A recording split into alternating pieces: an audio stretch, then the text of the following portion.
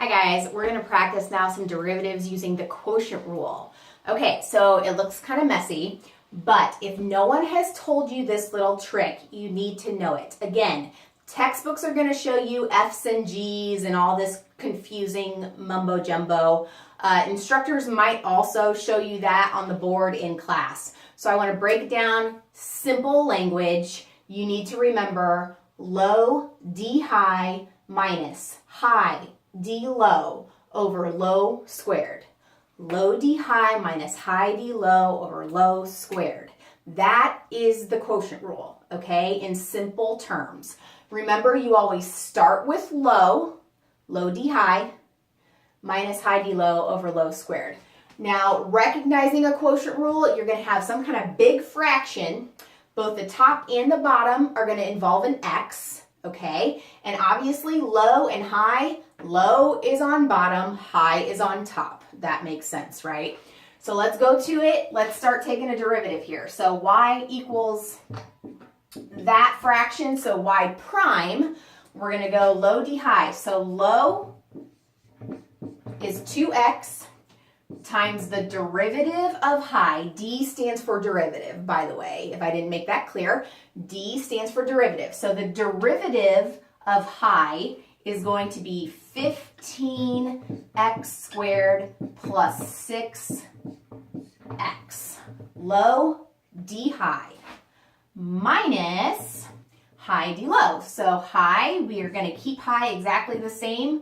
5x cubed plus 3x squared minus 1 times the derivative of low, which is just 2. Okay, so that is what I have on top of my quotient rule. Now this is all over low squared. So low in this case is 2x.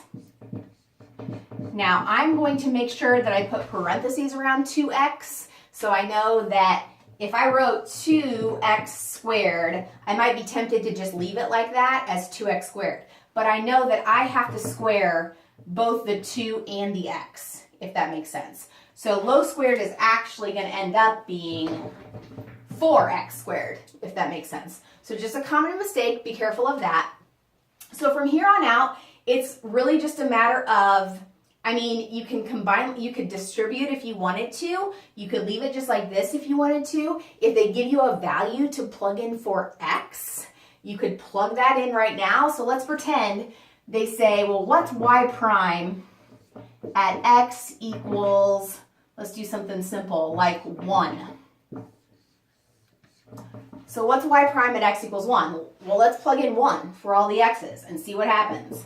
That's going to be 2 times 1 times 15 times 1 squared plus 6 times 1 minus 5 times 1 cubed plus 3 times 1 squared minus 1. And then this is all times 2. And then on the bottom, remember this is 4x squared, so I'm going to say 4 times 1 squared.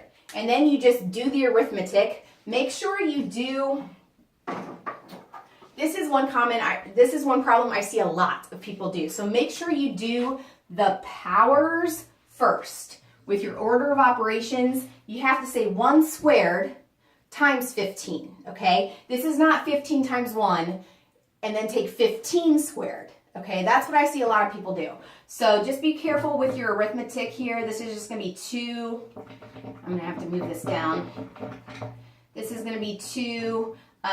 15 times 1 is just 15 plus 6 minus, so 1 cubed is 1 times 5 is just 5.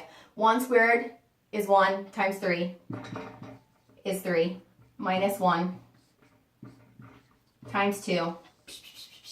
Whole thing over 1 squared is 1 times 4 is 4. And then you guys can go on from there to find the derivative at x equals 1. And remember, the derivative is always the slope of the tangent line. So remember that. But again, I just wanted to give you a pretty simple example of the quotient rule, and definitely this trick. Remembering this trick to know the quotient rule instead of the formulas that they give you in the textbook. So hopefully that helps. Keep coming back. We'll keep on doing these practice problems. Thanks.